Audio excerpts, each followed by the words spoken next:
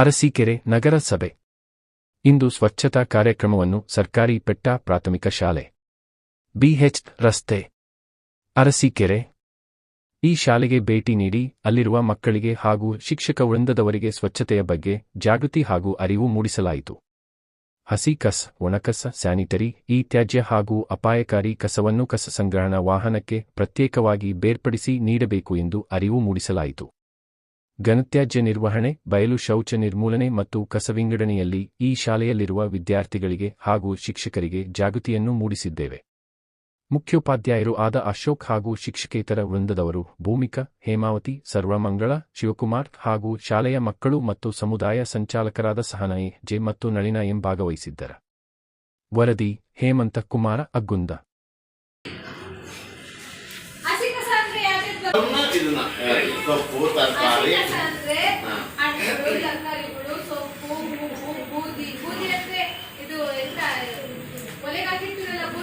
ಅದು ಹಸಿ ಕಸಕ್ಕೆ ಬರುತ್ತೆ. ಪೇಪರ್ ಹಸಿ ಕಸ ಎಲ್ಲಿರುತ್ತೆ?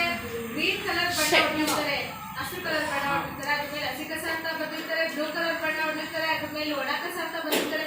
ಗೊತ್ತಾನೆ ನೋಡಿ ಅಲ್ವಾ ಎಲ್ಲರೂ? ಇವಷ್ಟು ಅನ್ನ ಸಾಂಬಾರು ಏನಾದ್ರು ಅಡಿಸೋಗಿದೆ, ಅದು ಹಸಿ ಕಸಕ್ಕೆ ಬರುತ್ತೆ. ಒಣ ಕಸ ಅಂದ್ರೆ ಯಾವ್ದು ಬರುತ್ತೆ?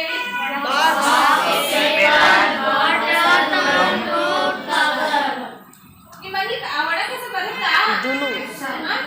ಹಾಕ್ತೀರಾ? ಬಾಕ್ಸ್ ಅಂದ್ರೆ ಯಾವ ತರ ಬಾಕ್ಸು ಹೇಳಿ? Plastic box. Okay, cardboard box.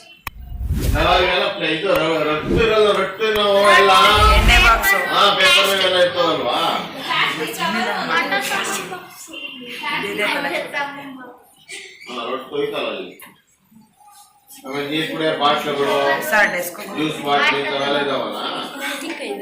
ಯಾರು ಹೇಳ್ತೀರಾ? ಹೇಳಪ್ಪ ನಿಮ್ಮ ಹೆಸರು. ದುಷಾನ್ ಹೇಳಿ. ಹಸಿ ಕಸ ಅಂದ್ರೆ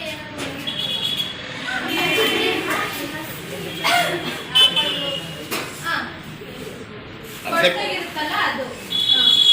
ಮತ್ತೆ ಮಾವಿನ ಸೊಪ್ಪು, ಬೇವಿನ ಸೊಪ್ಪು ಅದೆಲ್ಲ ಹಸಿ ಇದ್ದಾಗ ಮಾತ್ರ ಹಸಿ ಕಸಕ್ಕೆ ಹಾಕೋದಲ್ಲ, ಒಣಗೋದ್ಮೇಲೂ ಅದನ್ನ ಹಸಿ ಕಸಕ್ಕೆ ಹಾಕ್ಬೇಕು. ಯಾಕೆ ಗೊತ್ತಾ? ಅದೆಲ್ಲ ಗೊಬ್ಬರ ಆಗುತ್ತೆ. ಗೊಬ್ಬರ ಹೋಗಿ 45 ದಿನ ಅಲ್ಲೇ ಸ್ಟೋರೇಜ್ ಮಾಡ್ಕೊಂಡು ಆಮೇಲೆ ಕ್ಲೀನ್ ಆಗಿ ಗೊಬ್ಬರ.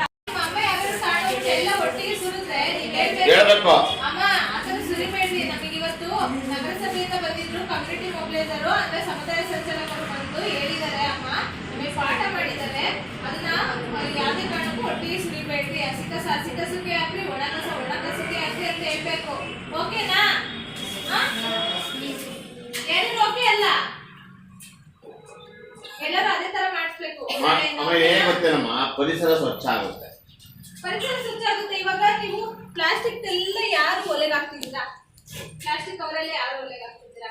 ನೀರೊಳಗೆ ಯಾರು ಹಾಕ್ತಿದ್ದೀರಾ? ಅದು ಸ್ಮೆಲ್ ಇಂದ ಪೊಲ್ಯೂಷನ್ ಆಗುತ್ತೆ, ಪ್ಲಸ್ ನಿಮಗೆ ಹುಷಾರಿಲ್ದಂಗೆ ಆಗುತ್ತೆ, ಕ್ಯಾನ್ಸರ್ ಬರುತ್ತೆ. ಅದು ನಿಮಗೆ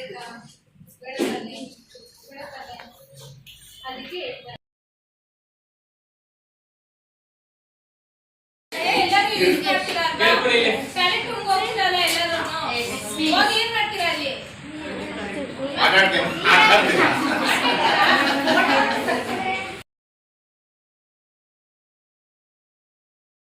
ಎಲ್ಲ ಇದು ಮಾಡ್ತೀರಾ? ಅದ್ರ ಅರ್ಧಕ್ಕರ್ಧ ವೇಸ್ಟ್ ಇರುತ್ತೆ ಇಲ್ವಾ? ಅವ್ರು ಕಾಳು ಕಡ್ಡಿ ಏನಾದ್ರು ಇದು ಮಾಡ್ತಾರೆ, ಅದ್ರಲ್ಲಿ ವೇಸ್ಟ್ ಇರುತ್ತೆ. ಈಗ ಪ್ರತಿಯೊಂದು ಎಲ್ಲರಿಗೂ ಒಂದೇ ತರ ಇರಲ್ಲ, ಅದ್ರಲ್ಲಿ ಎಷ್ಟು ಅರ್ಧಕ್ಕರ್ಧ ಏನಾಗುತ್ತೆ ವೇಸ್ಟ್ ಆಗುತ್ತೆ. ಆ ವೇಸ್ಟ್ ಅನ್ನ ನಾವೇನ್ತೀವಿ? ಕಸ ಅಂತೀವಿ, ತ್ಯಾಜ್ಯ. ಈಗ ದಿನ ಕಸ ತಾಂಡಾಗ ಏನಾದ್ರು ದೇವ್ರನ್ನ ಹೊಡಿತೀವ, ಎಲ್ಲಿ ಹೊಡಿತೀವಿ?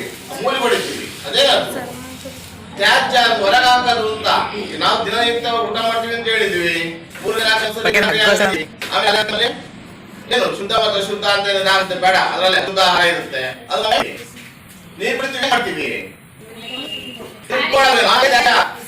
ವಿಸರ್ಜನೆ. ಅಯ್ಯೋ, ಯಾಕೆ ನಮ್ ದೇಹದಲ್ಲಿ ಏನಾಗುತ್ತೆ? ನಮಗೆ ಕಾಯಿಲೆಗಳು ಬರ್ತವೆ. ಅದಕ್ಕೆ ಮಾಡ್ತೀವಿ, ಹಾಗೆ ಮಾಡ್ತೀವಿ, ಆ ಕಡೆ ವಿಸರ್ಜನೆ ಮಾಡ್ತೀವಿ. ವಿಸರ್ಜನೆ ಮಾಡ್ತೀವಿ, ಮಾಡ್ತೀವಾ? ಅದಕ್ಕೆ